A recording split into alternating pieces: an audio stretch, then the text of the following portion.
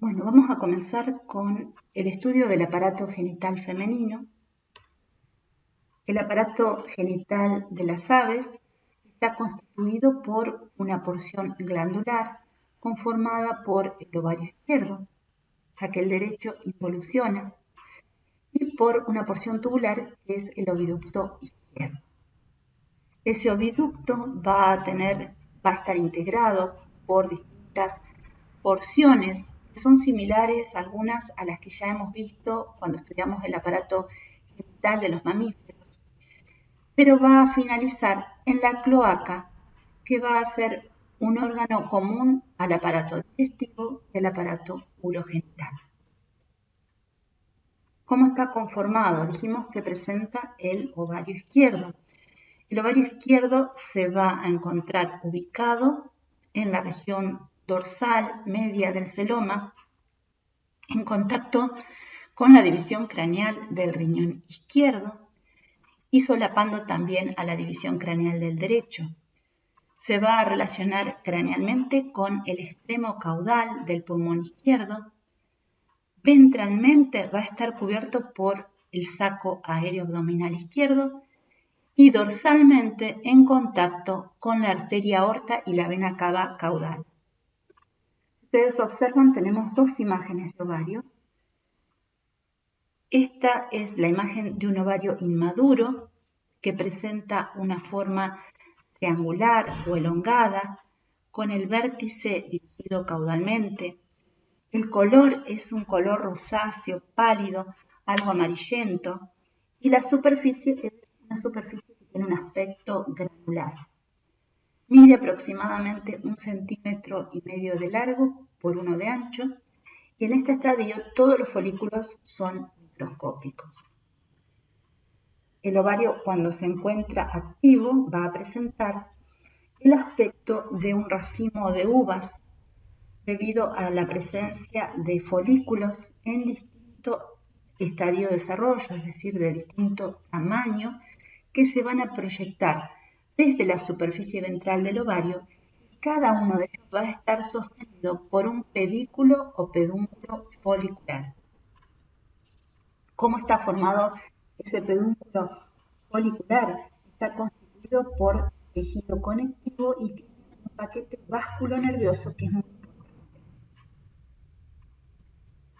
Aquí vemos una sección longitudinal de una gallinacia donde podemos apreciar la columna vertebral, a este nivel estarían los pulmones, presentan un color rosáceo.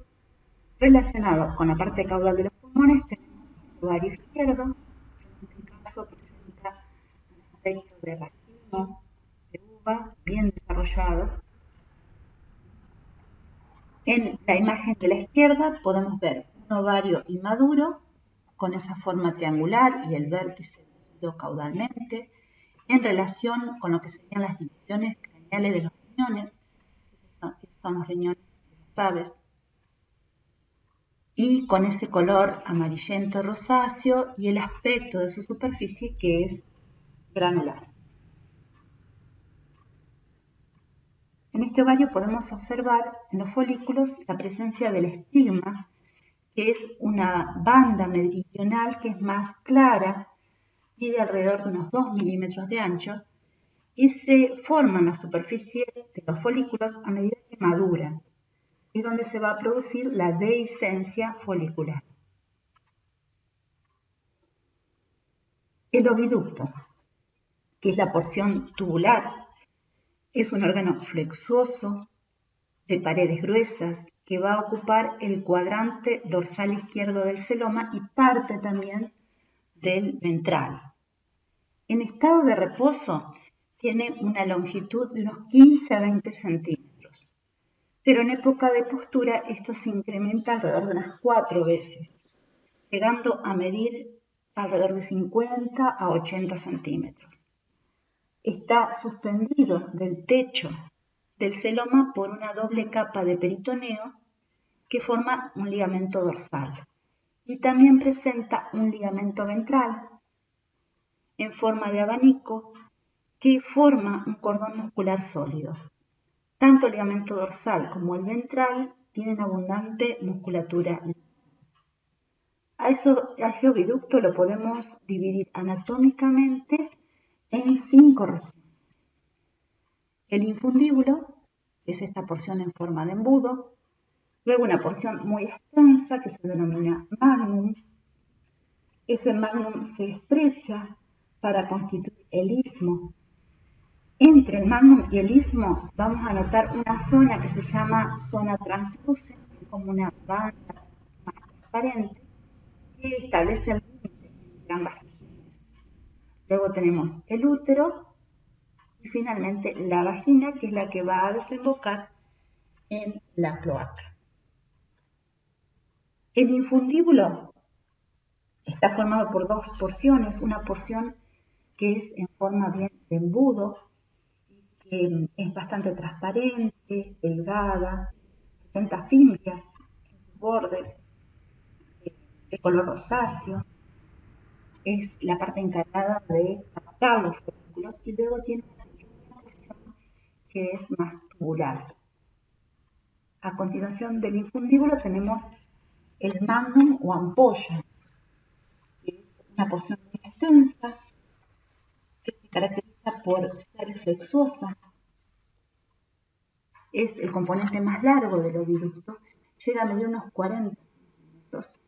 Y la pared es más gruesa porque presenta estos pliegues en forma de crestas que son longitudinales y gran cantidad de glándulas tubulares incluidas en estos pliegues. Durante la secreción activa, el color normal del magnum o ampolla es un gris blanquecino luminoso. Va a ser la parte encargada de la producción del albumen, la parte transparente del huevo. A continuación del magnum se estrecha la porción tubular para formar el istmo, que es de paredes más delgadas y que presenta también pliegues longitudinales, pero estos son menos altos que en el caso del magnum. El istmo va a desembocar en el útero, que es un órgano en forma de saco. Tiene una forma bien redondeada e internamente la mucosa va a ser de un color rojizo marronado y de aspecto afelpado. Es la parte del oviducto que va a alojar el huevo para la formación de la cáscara.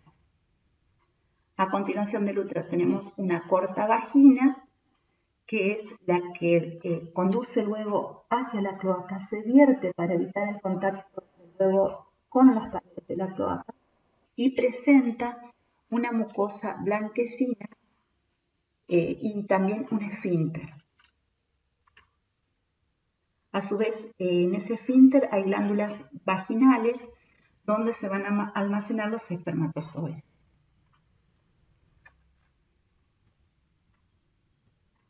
Aquí vemos un dibujo de todo el aparato reproductor femenino con sus distintos constituyentes. El ovario izquierdo y el oviducto izquierdo con su infundíbulo, el magnum, istmo, útero y vagina. ¿Cómo está conformado el huevo? Bueno, primeramente el huevo va a presentar la parte de la yema. En la yema vamos a observar el blastodisco, que es un pequeño disco de citoplasma que contiene los remanentes del núcleo y que macroscópicamente lo podemos distinguir como un punto blanco y opaco. Esa yema va a estar suspendida por las chalazas que están retorcidas y va a estar conformada por 2/3 de grasa aproximadamente y 1/3 de proteína. A su vez va a estar recubierta por membranas. Aparte de la yema tenemos el albumen. Es el albumen que rodea la yema, que es la parte transparente. Va a estar conformado por 5 componentes, donde tenemos las chalazas, hay una capa chalacífera que rodea a la yema, una capa de líquido o de albumen interno una capa densa media y otra capa de albumen externo. Esas serían los distintos integrantes o componentes del albumen. Luego tenemos las membranas de la cáscara. Tenemos dos membranas, una interna y otra externa. Estas están en íntimo contacto a excepción del polo romo del huevo, donde se separan para constituir la cámara de aire. Más externamente nos encontramos con la cáscara, que es una estructura calcárea, lisa y dura, que está compuesta por fibras y sales orgánicas y presenta poros. Y cubriendo esa cáscara, una cutícula que es una cubierta proteinácea que contiene algunos pigmentos y es permeable a los gases. El huevo demora aproximadamente unas 25 horas hasta que atraviesa el oviducto y durante ese trayecto las distintas porciones del oviducto van a contribuir a la conformación del mismo.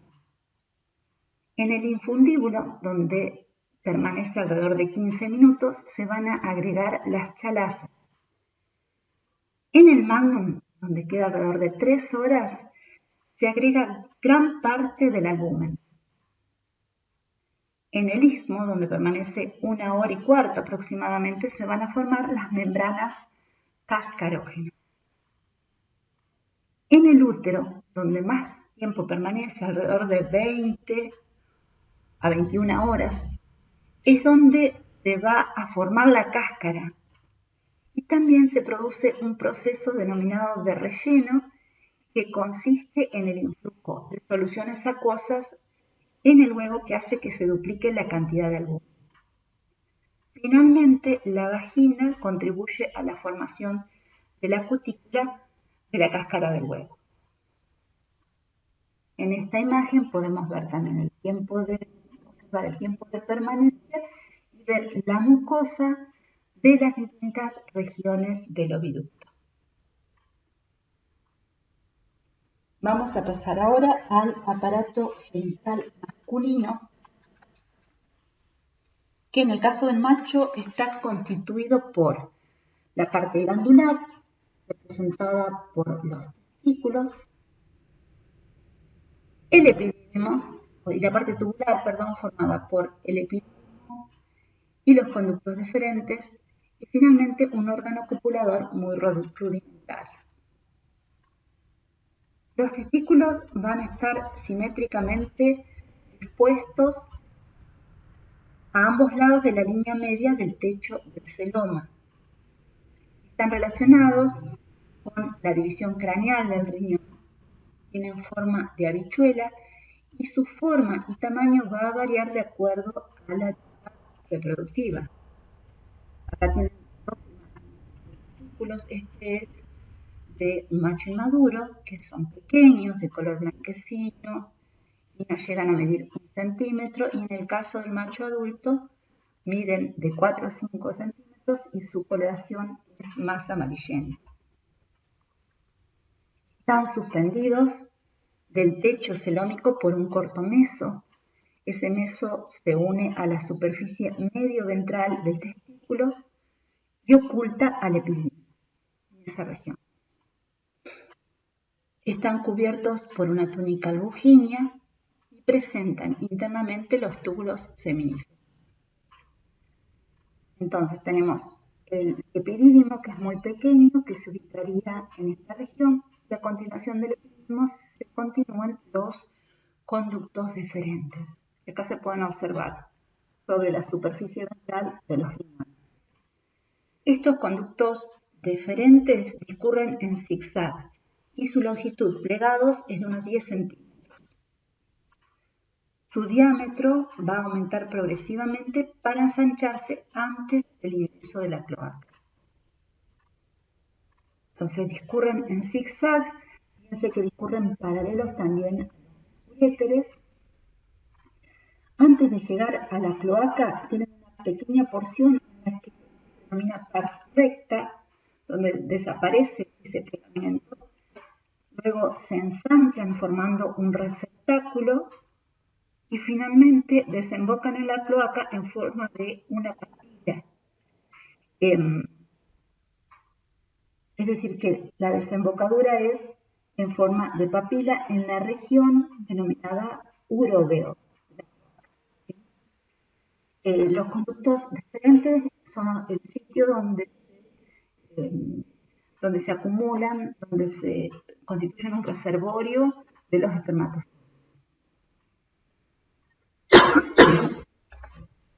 Con respecto a el órgano copulador va a asentar en la región ventral del extremo caudal de la cloaca y va a estar formado por las papilas de los conductos deferentes, ya las vimos,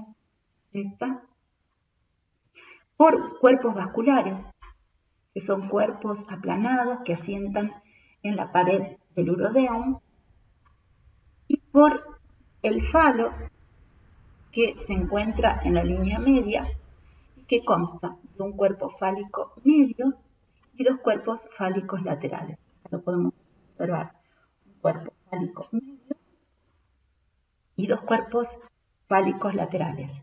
A esto se le agregan los pliegues linfáticos que se encuentran entre el cuerpo fálico lateral y lo que serían las papilas de los conductos deferentes. No todas las aves presentan un aparato copulador tan rudimentario, sino que, por ejemplo, las anseriformes presentan un falo mucho más desarrollado. La tumescencia del aparato copulador es fundamentalmente linfática y es producida por la linfa que surge de los cuerpos vasculares. El cuerpo fálico medio y los laterales se alargan y pueden ser visibles externamente y van a formar un surco por el que discurre el seno. Esta es una imagen de las espermatecas o nidos de espermatozoides, que son glándulas tubulares que se encuentran ubicadas a nivel de la unión entre útero y vagina, en la porción caudal del infundíbulo, en la porción caudal del magnum, y actúan como un reservorio de espermatozoides. Vamos a ver ahora el sistema urinario, cómo está constituido. Está integrado por riñones, dos uréteres. Estos uréteres van a desembocar directamente en la cloaca en la región del urodeo. Es decir, que las aves no presentan ni vejiga ni uretra. Los riñones van a estar ubicados simétricamente a cada lado de la columna vertebral en las excavaciones del simulacro. La extremidad craneal se va a relacionar con la parte caudal del pulmón. Van a presentar una coloración pardo oscura y miden unos 7 a 8 centímetros de largo. Van a estar divididos en 3 porciones o en 3 divisiones. Una división craneal, una división media y una división caudal. La craneal va a tener una forma más redondeada. La media es de aspecto más elongado y la caudal es de forma más irregular y expandida.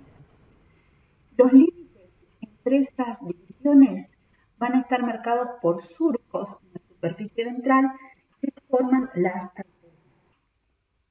En el caso del límite entre la división craneal y la división media, lo va a constituir la arteria, que es el surco que deja la arteria ilíaca externa. Y entre la división media y la división caudal es el surco que deja en la superficie ventral la arteria isquiática. Si se observa en detalle la superficie renal, podemos ver que presenta unas proyecciones redondeadas de 1 a 2 centímetros de diámetro que corresponden con la parte más externa de los lóbulos renales que se proyectan en la superficie del riñón. Esta es, de las especies que nosotros vemos, es la única que presenta riñones lobulados. Es decir, riñones lobulados y a su vez divididos en 3 divisiones por la presencia de esos surcos arteriales. A su vez, tiene un sistema portal muy importante que está conformado por venas aferentes que transportan sangre a los riñones y que forman un anillo venoso. A continuación de los riñones tenemos los uréteres, que son órganos pares y que van a conducir la orina desde el riñón hacia la cloaca para desembocar en el urodeo. Van a presentar esta porción que se denomina parte renal porque cursa a lo largo del riñón y otra porción que es la parte denominada pelviana que se va a extender desde el riñón hacia la cloaca. La parte renal va a sentar en su primera porción a nivel de la división craneal, va a estar embutida en el riñón, mientras que se va a exteriorizar ventralmente tanto en la división media como en la división caudal. En su parte renal va a recibir toda una serie de tributarios que varían en tamaño y amplitud. Y la parte pelviana se va a extender desde el extremo caudal del riñón para abrirse en la región dorsal del urodeo. Ahí tenemos para observar la comparada de los dos sistemas, del sistema en el macho, urogenital, y en la hembra.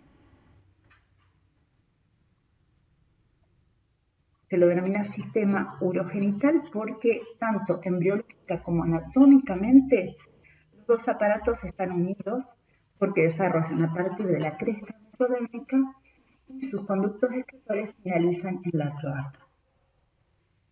En las aves, la cloaca presenta tres regiones. Vamos a tener que la continuación del colon recto es el coprodeo, de región. Luego tenemos el urodeo, que es a nivel del cual van a desembocar los uréteres, en el caso del macho los conductos deferentes, y en la hembra del lado izquierdo el ovidor izquierdo. Y luego tenemos el proctodeo, donde desemboca la bolsa de Fabricio. Estas tres regiones están delimitadas o demarcadas por pequeños pliegues de la mucosa, y esos pliegues se denominan de acuerdo a las regiones que separan. Por ejemplo, este pliegue se denomina coprourodeal, porque separaría la región del coprodeo del urodeo. Y este pliegue se denomina proctourodeal porque separa la región del proctodeo del urodeo. Bueno, espero que les haya servido la teoría, que les haya sido útil. Con respecto a la bibliografía, pueden estudiar los temas de Getty del tomo 2. Schwartz también tiene un tomo donde está la parte de aves. En DICE está muy bien desarrollado. La doctora Valeria Devoto tiene un apunte de reproductor de las gallináceas con gran cantidad de imágenes. El McLelland de Anatomía de las Aves, y después en internet pueden encontrar esta publicación que es sumamente interesante. Nos vemos.